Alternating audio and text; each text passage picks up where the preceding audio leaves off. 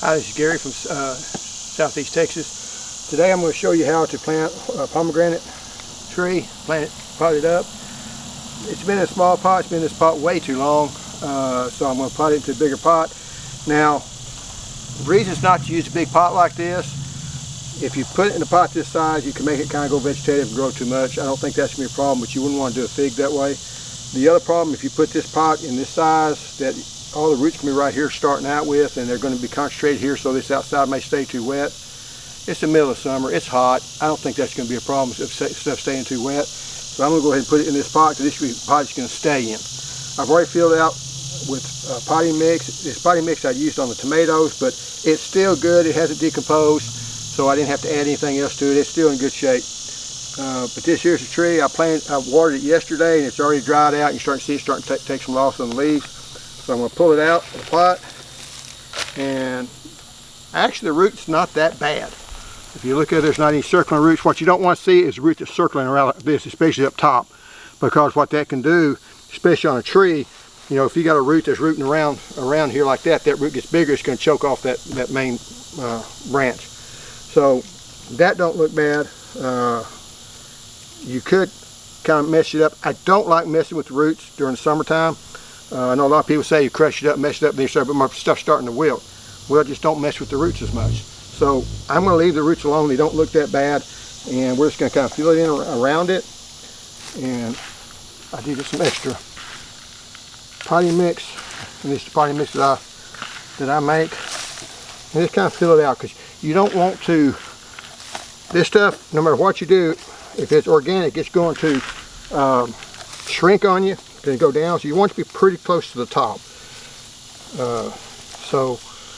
But you want it to be enough that you can still water. Now remember, this pot is still dry where we had it, and I meant to put this stuff in here ahead of time, but it's still, we can put it in like that. This here is Osmocote. You can put in a fair amount. It's not going to burn it. It works good for potting plants. That way you have to try to fertilize every week or every couple of weeks and do it. It usually in deep south, it says it feeds for 6 months. It's going to feed for about 3 months here, but it's also going to be twice as effective. So don't put too much on it. Then take your water, and water it in real good. Put a lot of water right here, because that's where all the roots are. We're going to go ahead and wet the whole thing, but make sure it's got water right around the root system. And honestly, stuff like that, this mix was already had some moisture in it, so it's not that hard to get wet. If you let mix get completely dry, it will, peat moss will kind of repel water. But this should get wet all the way to the bottom. It's going to run out the bottom, that's fine. You can make sure it's good and hydrated. And I'll probably come out here and water it every day for at least, you know, or every day for at least a couple of weeks. Let it get adapted to the sun. I'm not worried about it, but it was sitting out in full sun. It's going to get a little bit more sun here, but really we haven't messed with the roots, so it should be fine. Again, if I'm planting stuff, we're hitting upper 90s.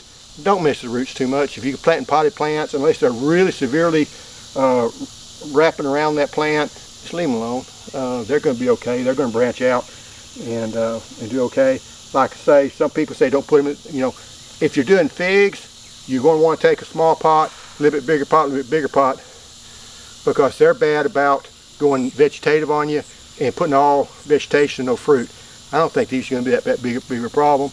They're going to get a certain size and they're going to start fruiting. So anyway, this plant, I bought it last year and left it in that pot way too long, but it don't seem to be too much damage to it.